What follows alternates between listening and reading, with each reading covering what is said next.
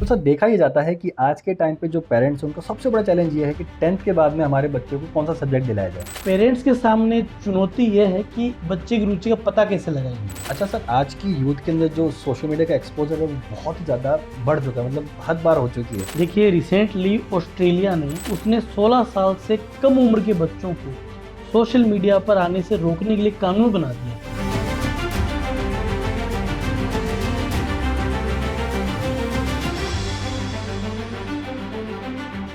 Welcome back to the Makpa Academy podcast show, जहां हम बात करते हैं करियर गाइडेंस की, न्यू टेक स्किल्स की और आज की यूथ की रियल लाइफ चैलेंजेस की। मैं हूं आपका होस्ट शाहिद, एक टेक और एआई एंथुसियास्ट। आज का एपिसोड बहुत ही इंटरेस्टिंग होने वाला है क्योंकि आज हमारे साथ में एक ऐसी शख्सियत मौजूद हैं जो थाउजेंड्स ऑफ स्टूडेंट्स के, पेरेंट्स के करियर एंड लाइफ के डिसीजंस को एनलाइटन करते आए हैं। मिस्टर देवेंद्र जोशी सर एक बहुत ही प्रभावी motivational public speaker, mentor, stress management गुरु और उसी के साथ साथ में एक राइटर भी। और आज हम उनके साथ में डिस्कस करेंगे कुछ टॉपिक जैसे कि 10th के बाद के क्रिटिकल डिसीजंस, समर वेकेशंस का protective use and the most important how students can handle the stress. तो अगर आप एक स्टूडेंट हैं, पेरेंट्स हैं या वर्किंग प्रोफेशनल हैं, ये एपिसोड आपके लिए होने वाला है। So without any further ado, let's jump into the conversation with Devendra sir. तो सर कैसे हैं आप? एकदम बढ़िया। तो सर सबसे पहले मैं और मेरी टीम आपका तहे दिल से स्वागत करती है हमारे चैनल के ऊपर। सो टू स्टार्ट विथ, मेरा पहला सवाल आपसे ये है कि अभी बोर्ड्स के रिजल्ट्स आ गए हैं, तो 10th के बाद में स्टूडेंट्स के फ्यूचर के लिए पेरेंट्स को क्या स्टेप्स उठाने चाहिए? देखिए, 10th क्लास जो है वो किसी भी स्टूडेंट के लिए बहुत इम्पोर्टेंट मानी जाती है। हम नई एजुकेशन पॉलिसी की बात करें तो उन्होंने इस बार एक नवाचार करते हुए स्टूडेंट्स की एज को क्राइटेरिया बनाया है और 10th के जो रिजल्ट हैं, 10th के जो स्टूडेंट हैं वो 14 से 18th वर्ग, जो उन्होंने 14 से 18 का एक वर्ग माना है, महत्वपूर्ण माना है, उसमें शामिल होते हैं। और सीबीएसई के रिजल्ट्स आ गए हैं और अलग अलग जो बोर्ड्स, स्टेट बोर्ड्स हैं, उनके रिजल्ट लगातार आ रहे हैं। और हमारे देश में एक परिपाटी भी है कि 10th के बाद में ही एक स्टूडेंट है वो स्ट्रीम का चयन करता है, विषय का चयन करता है। दूसरी बात, 10th पास करने वाले स्टूडेंट की जो उम्र है वो भी कहीं ना कहीं टीनेज का एक महत्वपूर्ण दौर मानी जाती है। इन सब मुद्दों को अगर हम एक कंक्लूजन में लें तो 10th क्लास किसी भी स्टूडेंट के लिए करियर निर्माण की आधारशिला मानी जाती है और पेरेंट्स की चिंता लाजमी भी है। अभी मैं देख रहा हूँ कि 10th के रिजल्ट के बाद में हर रोज़ हमारी टीम से 50 से 60 पेरेंट्स मिलने के लिए आते हैं और वो नए चेंजेस के बारे में जानना चाहते हैं, बच्चे के फ्यूचर की सिक्योरिटी के बारे में जानना चाहते हैं। बहुत सारे उनके सवाल होते हैं और हमारे देश की जो शिक्षा प्रणाली है उसमें 10th क्लास जो है, चूँकि ज़्यादातर बच्चों का पहला बोर्ड होता है, क्योंकि राजस्थान जैसे स्टेट में 8th बोर्ड है, 5th बोर्ड है, लेकिन कई स्टेट्स में नहीं है, सीबीएसई में भी नहीं है। तो पहला बोर्ड भी है, पहली बड़ी परीक्षा भी है, करियर निर्माण का आधार भी है और भविष्य के लिए एक बड़ा मील का पत्थर भी है। इसलिए ये क्लास और इसका रिजल्ट महत्वपूर्ण माना जाता है। जी, तो सर देखा ही जाता है कि आज के टाइम पे जो पेरेंट्स हैं उनका सबसे बड़ा चैलेंज ये है कि 10th के बाद में हमारे बच्चे को कौन सा सब्जेक्ट दिलाया जाए। तो आपके पर्सपेक्टिव में कैसे हम किसी बच्चे का सही सब्जेक्ट का चयन कर सकते हैं? देखिए, मैं सभी पेरेंट्स से कहना चाहूँगा कि किसी भी बच्चे का जो सब्जेक्ट सिलेक्शन है वो बेसिकली 3 बातों पे डिपेंड करता है। ठीक है। पहला है 10th में उसने कितने मार्क्स अचीव किए, क्योंकि बच्चा जिस विषय में ज़्यादा नंबर लेकर के आता है तो डेफिनेटली ये अपने आप में स्वतः सिद्ध है कि बच्चा उस विषय के साथ जुड़ा हुआ है, उस विषय में अच्छा परफॉर्म किया है और उस विषय से बच्चे को लगाव भी। सेकंड चीज़ जो बहुत महत्वपूर्ण है वो है बच्चे की रुचि, क्योंकि कई बार हम क्या देखते हैं कि बच्चा जो है वो उस रुचि का विकास छोटी क्लासेज में, शुरुआती क्लासेज में पढ़ते हुए कर लेता है। तो बच्चे की रुचि बहुत महत्वपूर्ण है। बिल्कुल। अब मैं कई बार जब बच्चे काउंसलिंग के लिए आते हैं तो मैं पूछता हूँ आपको कौन सा सब्जेक्ट अच्छा लगता है। कई बार बच्चे एग्जाम से पहले आते हैं तो वो बोलते हैं कि हमारा पेपर तो इस तारीख को इस सब्जेक्ट का है, और वो बड़े चहक जाते हैं, बहुत कॉन्फिडेंट होते हैं, उनको एक एंथुजियाज्म लगता है एग्जाम देना। और ऐसा हर विषय के साथ नहीं होता।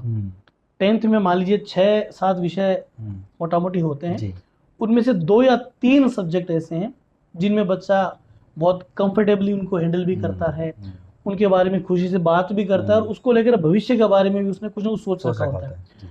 तो बच्चे की जो रुचि है किसी भी सब्जेक्ट को लेकर वो बहुत महत्वपूर्ण होती है। अब पेरेंट्स के सामने चुनौती यह है कि बच्चे की रुचि का पता कैसे लगाएं।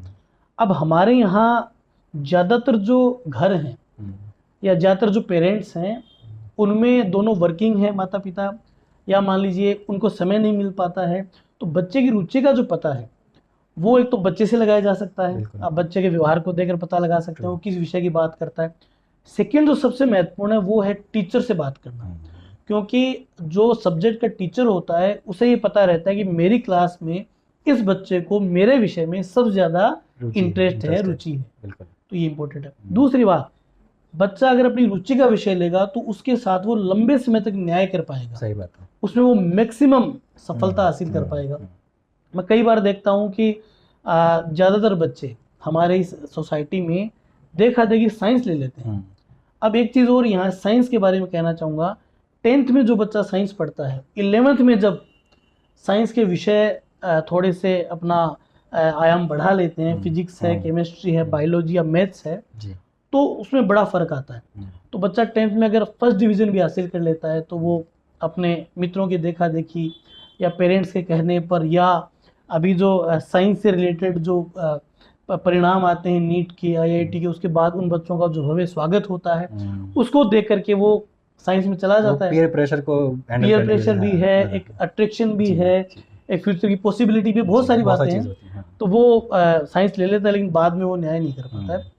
तो बच्चे की रुचि को आप जानिए, आपके पास समय खूब है, जल्दबाजी की आवश्यकता नहीं है। आप बच्चे से पूछिए, आप बच्चे के टीचर से बात करिए। मैं आपको एक आपको आश्चर्यजनक बात बताता हूँ। अक्सर मेरे पास कई जो स्कूल के टीचर्स भी आते हैं अलग अलग काउंसलिंग के लिए, तो जो पेरेंट टीचर्स मीटिंग जो हमारे नॉर्थ इंडिया में साउथ इंडिया की देखा देखी अभी शुरू हुई है, उसमें फादर की उपस्थिति बहुत कम है। एक नामी स्कूल है जयपुर का, उसके टीचर से मुझे अभी मिलने का मौका मिला। उन्होंने बताया कि सर हम तो पूरे एफर्ट्स के साथ भी मीटिंग करते हैं लेकिन पेरेंट्स नहीं आ पाते, हमें 2-3 टुकड़ों में करना पड़ता है। तो जब पेरेंट्स टीचर से मिलेंगे नहीं तो बच्चे की रुचि, बच्चे के व्यक्तित्व के बारे में कैसे जानेंगे। तो मैं निवेदन करूंगा कि आप जो भी सब्जेक्ट दिलाएं उनमें बच्चे की रुचि को आप बहुत महत्वपूर्ण जो स्थान दीजिए, इससे आप बच्चे के साथ न्याय कर पाएंगे। एक तो हमने बात की इस क्वेश्चन पे बच्चे के जो परसेंटेज हैं किसी भी सब्जेक्ट में, सेकंड उसकी रुचि, और थर्ड जो मैं कहना चाहूँगा बच्चे का व्यक्तित्व। क्योंकि देखिए ये 10th क्लास का बच्चा टीन एज की शुरुआत करता है, तो टीन एज वो उम्र है किशोरावस्था जिसे हम कहते हैं, जब बच्चे का व्यक्तित्व बनना शुरू हो जाता है। अब आप देखेंगे कि कई बच्चे थोड़े सामाजिक होते हैं, उन्हें समाज में मिलना जुलना, टीम बनाना, बहुत से नए प्लेसेस पर जाना, नए लोगों से मिलना अच्छा लगता है।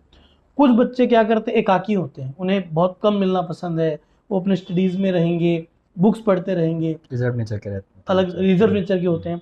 कुछ बच्चे क्या करते हैं, खोजी प्रवृत्ति के होते हैं, एंथुजियास्टिक नेचर के होते हैं। वो आपसे सवाल पूछते हैं कि लाइट कैसे जल रही है, पंखा कैसे बंद हो गया, इन्वर्टर कैसे काम करता है, एसी यहीं क्यों लगा है। बहुत सारे इनोवेटिव माइंडसेट होते हैं, क्यूरियोसिटी रखते हैं। तो ये बच्चे साइंस के साथ न्याय कर सकते हैं।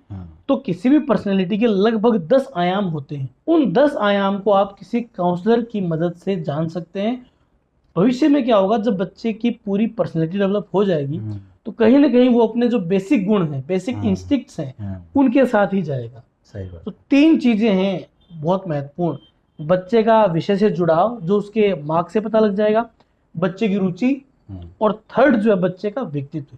इसमें एक चीज और हम आज जोड़ सकते हैं कि आजकल हम देखते हैं कि नई नई प्रवृत्तियां सब्जेक्ट्स की बदल रही हैं। जैसे AI का दौर चल रहा है, रोबोटिक्स का दौर चल रहा है, इवेंट मैनेजमेंट का माहौल चल रहा है। तो बच्चा साथ में ऐसे विषय का चयन करे जो उसे भविष्य में एक सिक्योर करियर चुनने में मदद करे।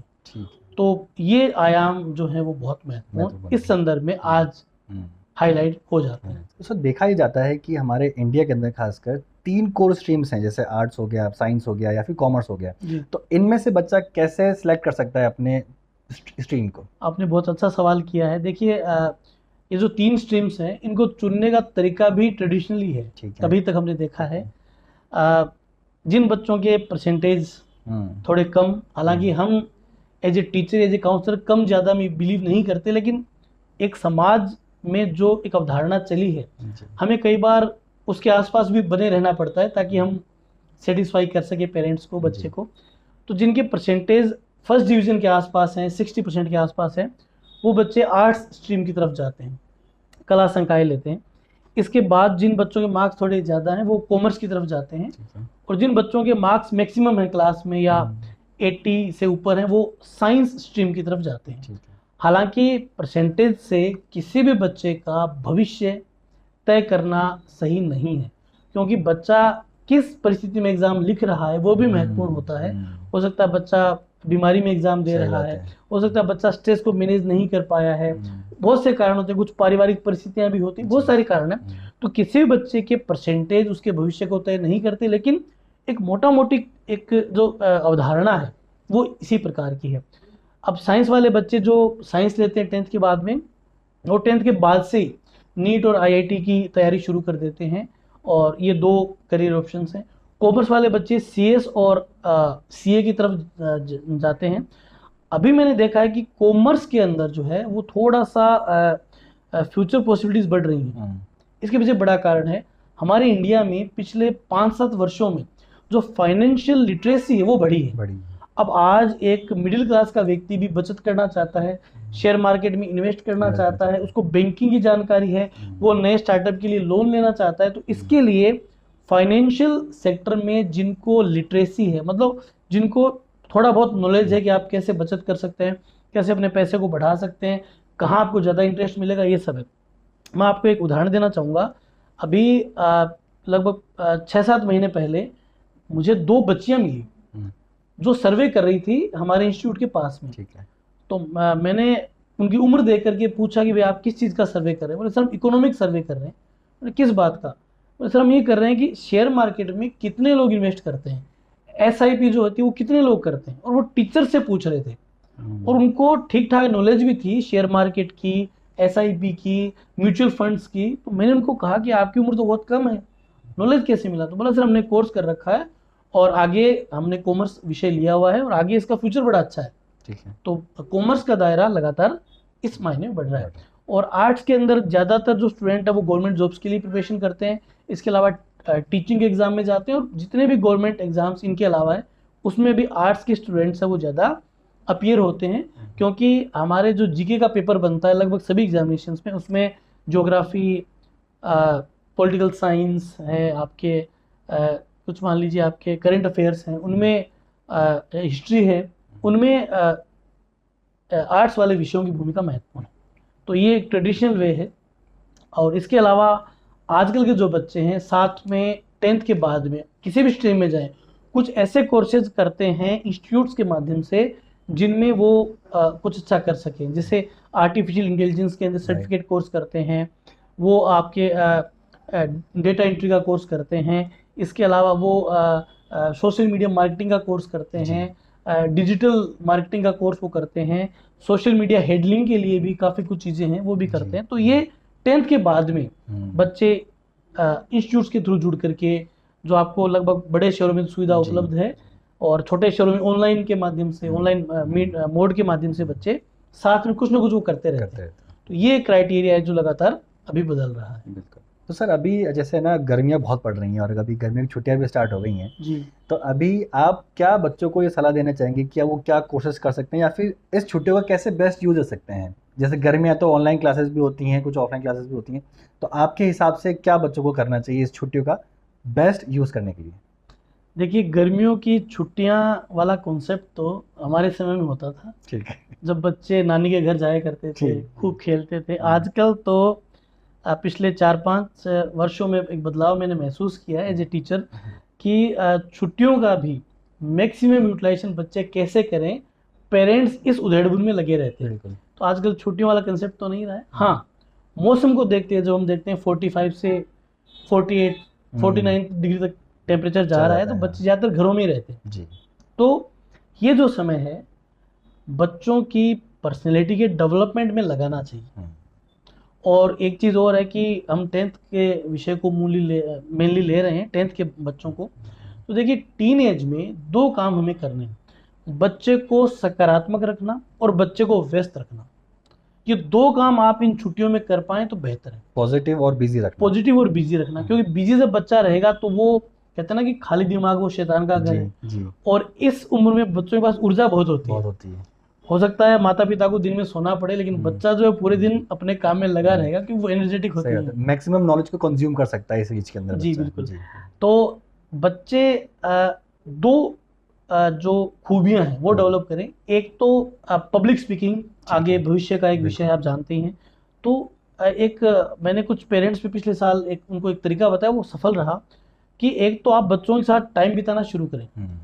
बच्चों के पास तो पूरा समय है। सही बात है। रात के समय जब हो सकता है कि माता पिता दोनों घर में उपलब्ध रहें, अगर वर्किंग है, अदरवाइज मदर तो घर पे उपलब्ध रहती है। पिता जब आता है तो खाना खाने के बाद में वो सब बैठ जाए और अपने बच्चों को अपने सामने खड़ा करके कहें कि आप हमें 5 मिनट तक कोई कहानी सुनाओ।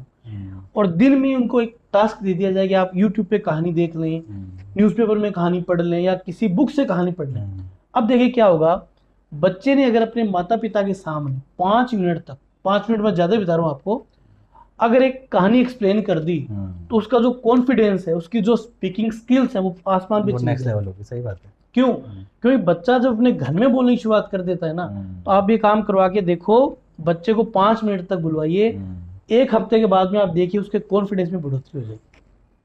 और ये घर से शुरुआत है, घर को एक पाठशाला बना सकते सही हैं। बात है। और इसका फायदा पता है क्या होगा? माता पिता के साथ बच्चे की बॉन्डिंग भी बहुत अच्छी हो जाएगी। बिल्कुल सही बात है। बच्चा कई बार क्या होता है, टीनेज में झिझक रखता है, स्पेशली फादर्स के साथ में, अपने पिता के साथ में। बिल्कुल बिल्कुल। जब वो इतना बोल रहा है तो वो पिता के साथ झिझक खत्म हो जाएगी। सही बात है। अगर उसको कोई बड़ी मुसीबत अपने बाहरी जीवन में है, तो पिता के साथ वो शेयर भी कर पाए, और उसकी कम्युनिकेशन स्किल भी सुधर जाएगी, उसका कॉन्फिडेंस भी बढ़ेगा, और परिवार में एक सहज रिलेशन डेवलप होगा, जो आज के दौर में बहुत जरूरी है। बहुत यूनिक आपने बात बताई है। और ये हमने सर प्रयोग किया हुआ है, और इसका इतना अच्छा रिजल्ट मिला है। मेरे पास इतने लोगों के फोन आए, लोग मिलने के लिए बोले गजब का आइडिया है, और हमारे बीच की बॉन्डिंग भी जो है ना बहुत अच्छी होगी 5 मिनट देने से। अदरवाइज समय निकालना मुश्किल बहुत है, बच्चा बैठता ही नहीं, पेरेंट्स के पास भाग जाता है। I literally can feel that कि क्या चेंजेस बच्चों में आ सकते हैं इस एक्टिविटी को करके। बिल्कुल, ये बहुत बड़ा फैक्टर है। दूसरा, इंग्लिश जो है, हमारे जो स्पेशली हिंदी मीडियम के स्टूडेंट्स हैं, या जो गवर्नमेंट स्कूल्स के बच्चे हैं, उनमें हमने देखा कि वो इंग्लिश के साथ में थोड़ा सा कंफर्टेबल नहीं रहते।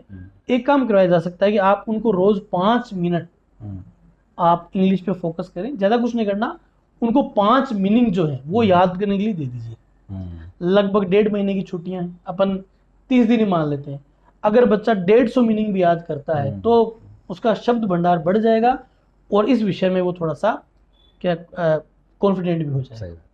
इसके अलावा देखिए, पर्सनैलिटी डेवलपमेंट की हम बात करते हैं, 2 चीज़ें इसमें हैं।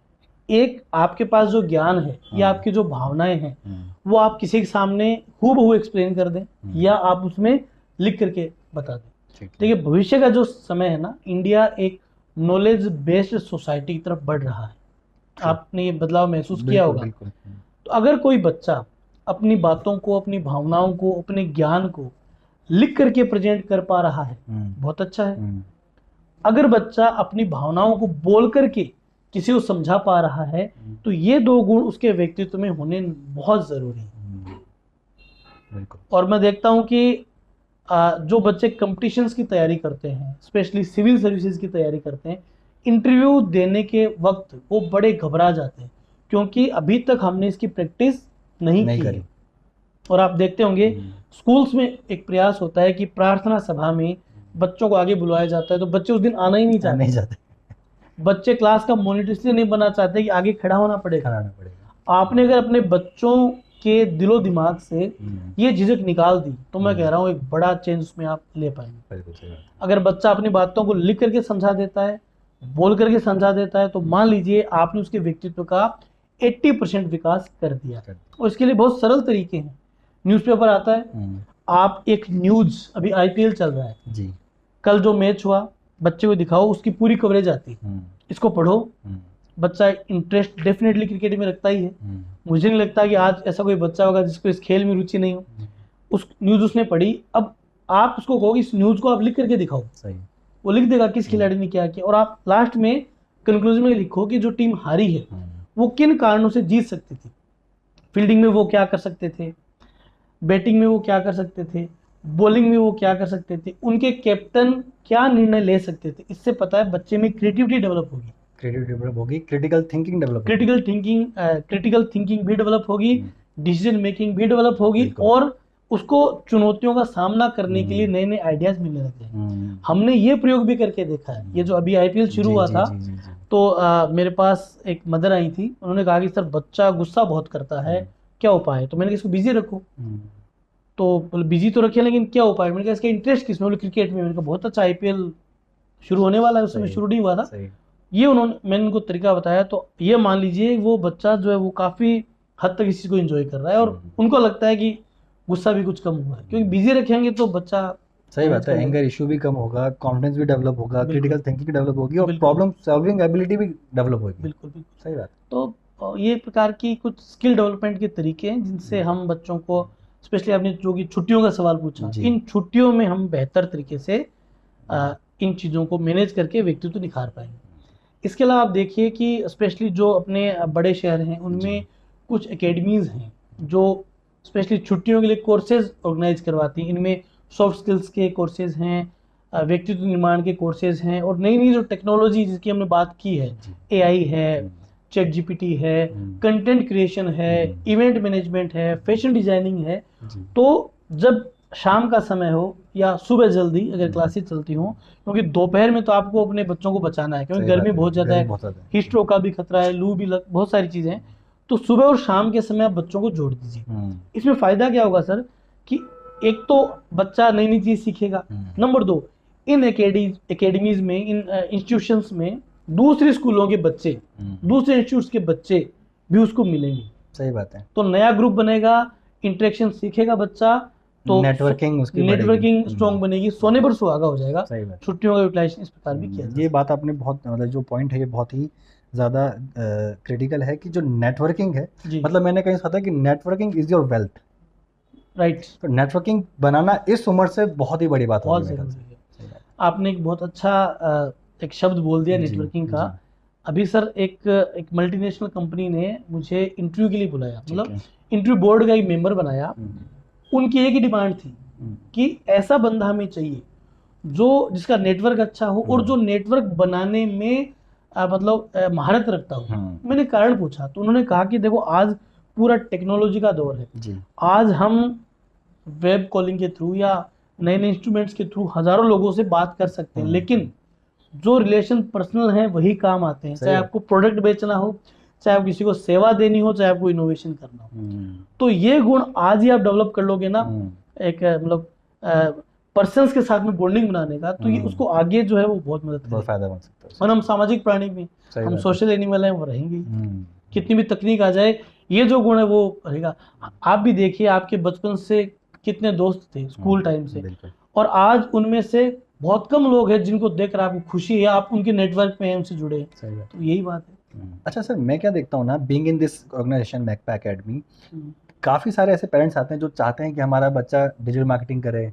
भाई AI/ML सीखे या फिर वेब डेवलपमेंट सीखे, क्योंकि ज़्यादातर बच्चे 8-9 क्लास से ही वेब डेवलपमेंट स्टार्ट कर देते हैं।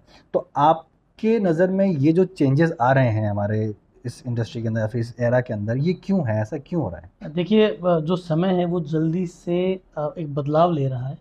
आपने 8th-9th की बात की, मैं आपको रिसेंटली बताता हूँ, दिल्ली IIT ने अभी 4th स्टैंडर्ड से रोबोटिक्स का कोर्स शुरू किया है। और वहाँ तो ऑफलाइन है तो उनके कैंपस में तो, या दिल्ली में, और उसके अलावा ऑनलाइन ये कोर्स उपलब्ध है।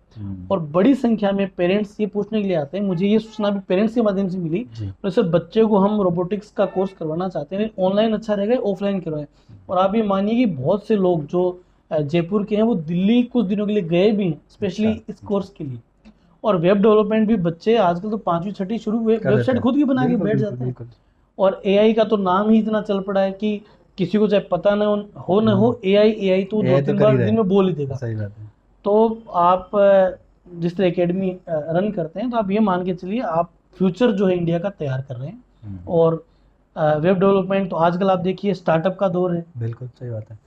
मैं आपको बताता हूँ, अभी एक स्टार्टअप मीट हुआ जयपुर में, उन्होंने मुझे इनवाइट किया, तो मैंने देखा कि वहाँ बहुत छोटी उम्र के बच्चे और उनके पास यूनिक आइडियाज़ है।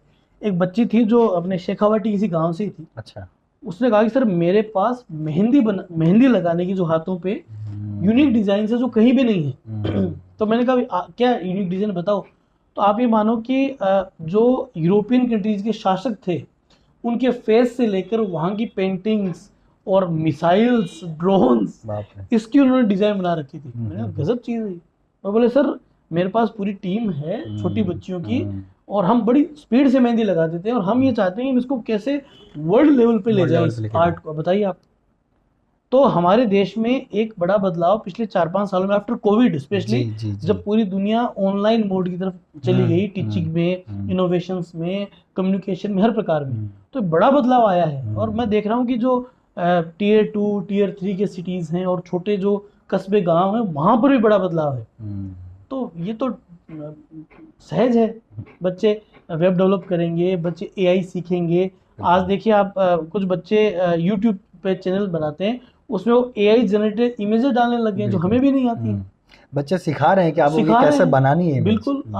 आज थर्ड क्लास का बच्चा है, वो इन चीज़ में सही एक्सपर्टीज बात। रखता है। सही बात है। तो ये तो बड़ी चीज़। और आजकल बच्चे घर बैठे मार्केटिंग भी कर रहे हैं। मार्केटिंग भी कर रहे हैं, बहुत पैसा कमा रहे हैं। बिल्कुल। अभी Billions- आपको billions बच्चे आश्चर्य पैसा कमा होगा रहे हैं। कि जी। मैं एक वहाँ सिंगार में गया था, स्कूल थी जयपुर की नामी स्कूल थी।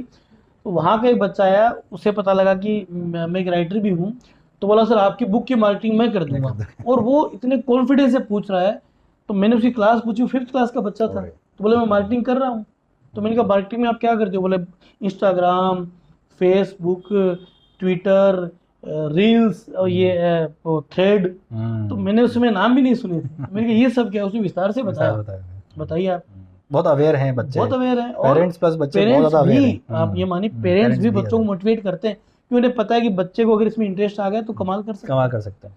तो मैं आपको शुभकामनाएं देता हूँ आपकी एकेडमी को कि आप ये जो कोर्स कर रहे हैं ये बच्चों के भविष्य की निर्णायक सिद्ध हो और ये कहीं ना कहीं हमारे इंडिया का एक उज्जवल भविष्य भी हमें दिखाता है। हमारा मिशन भी ये है कि हम लोग पेरेंट्स को, बच्चों को इस चीज़ की तरफ अवेयरनेस लेकर आएँ जी। उनको इतना कैपेबल बनाएं कि वो कम उम्र से ही अपने फ्यूचर को बिल्ड कर सकें। मैं आपको एक सुझाव भी देना चाहूँगा कि आप पेरेंट्स के साथ साथ बच्चों का एक सेमिनार आयोजित करें, क्योंकि क्या है कि हमारे सोशल स्ट्रक्चर में खूब सारी चुनौतियां हैं। कुछ लोग जॉइंट फैमिलीज में रहते हैं, कुछ लोग न्यूक्लियर रहते हैं, सबका अपना लाइफस्टाइल अलग अलग है। माता पिता को या बच्चे के गार्जियन जो हैं उनको आपने साथ बैठा के समझा दिया तो बच्चे के लिए वो ज़्यादा प्रोडक्टिव होगा और हमारे समाज के लिए भी वो एक अच्छा एक मैसेज जो है वो जाएगा। नहीं, बिल्कुल आपने जो सुझाव दिया है ये नियर फ्यूचर में इसको इम्प्लीमेंट करेंगे और आपकी सपोर्ट से ही करेंगे इसको। जी बिल्कुल। अच्छा सर, अभी ये बहुत देखा जा रहा है कि कम उम्र के बच्चों के अंदर स्ट्रेस बहुत बढ़ गया है ना, खासकर ये जो आपके 10th क्लास वाले हुए या 12th क्लास वाले बच्चे हुए, में स्ट्रेस बहुत है। So being an stress management coach, आपके पास में ऐसे क्या मेथड हैं जिससे बच्चों का स्ट्रेस मैनेज हो सके, खासकर जब कंपटीशन और प्रेशर बहुत बढ़ गया आज के टाइम? देखिए स्ट्रेस जो है वो एक कॉमन साइकोलॉजिकल स्टेट है और हर व्यक्ति उससे गुजरता है और हर बार ये बुरा भी नहीं होता। अगर आप मैनेज कर सकें तो स्ट्रेस कई प्रकार के फ़ायदे आपको देता है। ये आपको मोर कॉम्पिटिटिव बनाता है, ये आपको अनुशासित भी करता है कई बार, और कई बार ये आपको भविष्य के लिए तैयार भी करता है। लेकिन जब ये बढ़ जाए तो दिक्कत है। मैं बहुत सरल आपको 4-5 उपाय बताता हूँ। एक तो फिजिकल एक्टिविटीज़ जो है, स्पेशली अगर आप बच्चे को किसी खेल से जोड़ दें। अब देखिए क्या होगा जब बच्चा कोई खेल खेलता है, मान लीजिए बच्चा फुटबॉल खेल रहा है, क्रिकेट खेल रहा है, बैडमिंटन खेल रहा है, तो एक तो कभी किसी मैच में वो जीतेगा, कभी हारेगा, तो इमोशंस का उतार चढ़ाव स्पोर्ट्स के साथ में बना रहता है। नंबर 2 उसकी फिजिकल एक्टिविटी होती रहेगी। इन दोनों से क्या होता है, एक तो इमोशंस का मैनेजमेंट और एक आपकी बॉडी में हार्मोनल मैनेजमेंट, ये दोनों बहुत बेहतर हो जाते हैं। तो आपने अगर बच्चे को खेल से जोड़ दिया तो वो शायद कभी भी तनाव को अपने ऊपर हावी होने नहीं देगा। सेकंड चीज़ क्या है कि एक मनुष्य के रूप में अगर आप बच्चों को जॉय ऑफ गिविंग से जोड़ दें, देखिए ये आपकी अंतरात्मा को तृप्त करने का एक बड़ा साधन है। आप छोटे छोटे बच्चों में दया भावना डेवलप करिए। आप देखिए कि अपने घर के आसपास अगर आप देखते हैं कि डॉग्स हैं तो उनको अगर हफ्ते में एक दिन बच्चा खाना दे देता है, कोई गाय आसपास है उसको बच्चा कभी रोटी दे देता है, बच्चा कभी कोई पेड़ पौधा लगा देता है। बड़ा अगर बच्चा हो जाए 18-20 साल का तो आप उसको ब्लड डोनेशन से जोड़ दीजिए। किसी की मदद करना एक ऐसा गुण है जो आपको अंदर से बहुत अच्छा फील करवाता है। जब आप अपने बारे में अच्छा सोचेंगे तो तनाव आप पर हावी नहीं हो पाएगा, क्योंकि अच्छा बनना, अच्छा होना अपने आप में मनुष्य के वे गुण हैं जो उसको हमेशा मोटिवेट रखते हैं। मैंने ये चीज़ फील करी है कि जब आप कोई भी करुणा का काम करते हैं जी जी तो आप बहुत डाउन टू अर्थ हो जाते हैं। हाँ, और डाउन टू अर्थ अगर व्यक्ति हो गया तो तनाव में आएगा ही नहीं कभी। सही बात। और अगर आता भी तो उसको मैनेज कर लेगा, उसका वो लाभ ले लेगा ये चीज़ें। इसके अलावा रेगुलर म्यूजिक सुनना, रेगुलर डायरी लिखना, और सबसे बड़ा है सामाजिक बने रहना। देखिए, बच्चा जब अकेला होने लग जाए ना तो ये चिंता की घड़ी है। आप बच्चे में सोशल क्वालिटी डेवलप करिए। उस देखिए, एक अभी चेंज किया है, मैं आपको बताता हूँ। पहले हम लोग अपने बचपन को अगर कई बार हम पीछे जाते हैं और आज के बच्चों का जो बचपन उसमें देखते हैं, तो हमारे सोशल ग्रुप्स बड़े होते थे। पहला तो हम जॉइंट परिवार में रहते थे, तो हम लगभग 15-20 लोगों के साथ में एक पॉजिटिव समायोजन करते थे। सही बात। तनाव आने का मतलब ही नहीं है। नंबर 2, हमारा एक स्कूल का ग्रुप हुआ करता था। नंबर 3, हमारा एक कॉलोनी का ग्रुप हुआ करता था। नंबर 4, हम नई नई जगह जाकर दोस्ती कर लेते थे। तो एक बच्चा जो टीनेज से गुजर रहा है वो लगभग 40-50 लोगों से जुड़ा रहता था। सही बात है। बड़ी बात क्या है, जब आप इतने लोगों से जुड़े रहते हैं ना, तो किसी का आप सुख देखते हैं, किसी का आप दुख देखते हैं, किसी से आप अपनी भावनाएं साझा करते हैं, तनाव छूमंतर हो जाता है। आजकल आप देखिए, आप बच्चों से पूछिए, आज के जो बच्चे स्कूल में पढ़ते हैं उनसे पूछिए, या जो टीनेज के बच्चे हैं जो कॉलेज अभी शुरू ही किया है जाना, उनसे पूछिए कि आपके कितने दोस्त हैं। संख्या बहुत कम है, हार्डली 1 or 2 आई गेस। मुश्किल से 2-4 मिलेंगे। मैं पूछता हूँ बच्चों से अक्सर, उनके उतने ही दोस्त हैं जो उनकी क्लास में, और क्लास में भी जो बच्चे हैं उनमें भी बहुत कम, या किसी बस में वो साथ आते जाते हैं, या कॉलोनी के 1-2 लोग, मिलते ही नहीं बच्चे, क्योंकि बच्चा सारे दिन मोबाइल में घुसा रहता है। स्क्रीन टाइम ज़्यादा है, स्क्रीन टाइम बहुत ज़्यादा है। अभी तो 18 घंटे तक का भी मिल जाएगा आपको इन छुट्टियों में। तो ये बड़ी चीज़ है। सामाजिक बच्चा बनेगा तो, क्योंकि हम बने ही सोशल एनिमल हैं, तो वो बहुत इंपॉर्टेंट है। तो ये कुछ ऐसी चीज़ें हैं जो बच्चे को अगर आप छोटी उम्र में सिखा देंगे तो फ़ायदा मिलेगा। अच्छा सर, आज की यूथ के अंदर जो सोशल मीडिया का एक्सपोजर है वो बहुत ही ज़्यादा बढ़ चुका है, मतलब हद बार हो चुकी है। तो इस चीज़ को आप कैसे देखते हैं? देखिए, रिसेंटली ऑस्ट्रेलिया ने, जो कि एक डेवलप्ड कंट्री है, उसने 16 साल से कम उम्र के बच्चों को सोशल मीडिया पर आने से रोकने के लिए कानून बना दिया है। अच्छा। अब आप देखिए, और हमारे यहाँ पर ऐसा कोई भी क्राइटेरिया या कोई भी प्रोटोकॉल नहीं है। और सोशल मीडिया पर बच्चा क्या देख रहा है, क्या पेरेंट्स को पता है? और मैं आपको बताता हूँ सर, स्थिति बड़ी भयावह है। सोशल मीडिया पर नियामक नहीं होने की वजह से ऐसे शोज बच्चा देख रहा है, ऐसी रील्स बच्चा देख रहा है, ऐसा सोशल रिप्रेजेंटेशन है कि जो बच्चा, स्पेशली टीन एज का बच्चा है, जो बहुत छोटी उम्र का बच्चा है, उसके माइंड सेट पर नेगेटिव इफेक्ट पड़ रहा है। तो मैं कहना चाहूँगा पेरेंट्स से कि बच्चा क्या देख रहा है, बच्चे को तो सोशल मीडिया पे होना ही नहीं चाहिए। सही बात है। अभी आप देखो, पिछली बार सिविल सर्विसेज के रिजल्ट आए, उसमें जिन बच्चों ने बहुत अच्छी रैंक हासिल की, वो उनका कोई अकाउंट ही नहीं है। अभी राजस्थान में जुडिशियल एग्जाम्स के रिजल्ट आए हैं, आरजीएस के रिजल्ट आए हैं, उनके बहुत से स्टूडेंट्स से मैं मिला हूँ और बहुत से लोग हमसे जुड़े हुए भी हैं। तो उनसे पूछा तो उनका न तो कोई व्हाट्सएप पे वो हैं, न वो इंस्टाग्राम पे है, न वो फेसबुक पे है, न वो थ्रेड्स पे हैं, कहीं भी नहीं है। सोशल मीडिया पर अकाउंट ही नहीं। आज के दौर में व्यक्ति को सोशल होना जरूरी है, सोशल मीडिया से बचना चाहिए। बहुत सही बात कही आपने। अच्छा सर, मेरा आखिरी सवाल आपसे ये है कि इस एकेडमी के मन से, इस मैकपैक एकेडमी के मन से हम लोग ऐसी कौन सी मेंटोरशिप या फिर अवेयरनेस प्रोग्राम चला सकते हैं हमारी यूथ के राइट डायरेक्शन के लिए? देखिए, एकेडमी के मंच से आप जो हैं टेक्नोलॉजी के क्षेत्र में, सॉफ्ट स्किल्स के क्षेत्र में, और स्पेशली बच्चों को रोज़गार उपलब्ध करवाने के क्षेत्र में आप एक सोशल अवेयरनेस कैंपेन चला सकते हैं। और मैं आपसे गुजारिश करूंगा, हालांकि आप लोग करते भी हैं, कि जो बच्चे इकोनॉमिकली वीक हैं उनको आप हर तरफ से सपोर्ट करें। क्योंकि देखिए, संसाधनों तक किसी के पहुंच बनाना और उनको अवसर देना भी एक बड़ा, मैं कहता हूँ कि एक सर्विस ऑफ द नेशन ही है। तो अभी भी देखिए, शहर में जो व्यक्ति रहता है उसके पास सूचनाएं मिल जाती हैं, गांव देहात का जो बच्चा है, जो स्ट्रगल कर रहा है, जिसके लिए भविष्य में संभावनाएं नहीं है, वहां तक आप पहुंचे। टियर 4 सिटीज के अंदर। बिल्कुल, हाँ। और आजकल तो क्या है कि ऑनलाइन माध्यम से पहुंचा जा सकता है। तो आप बच्चों को ऑनलाइन एजुकेशन दीजिए, आप बच्चों को एक बेहतर करियर बनाने में मदद करिए, आप बच्चों को बहुत बेहतर ट्रेनिंग दीजिए, आप उनको एक अच्छा नागरिक बनाइए। तो एक एकेडमियन के तौर पर आपकी, आई थिंक, इससे बड़ी सोशल सर्विस नहीं हो सकती, क्योंकि एजुकेशन वो टूल है जो समाज में बड़ा बदलाव ला सकता है।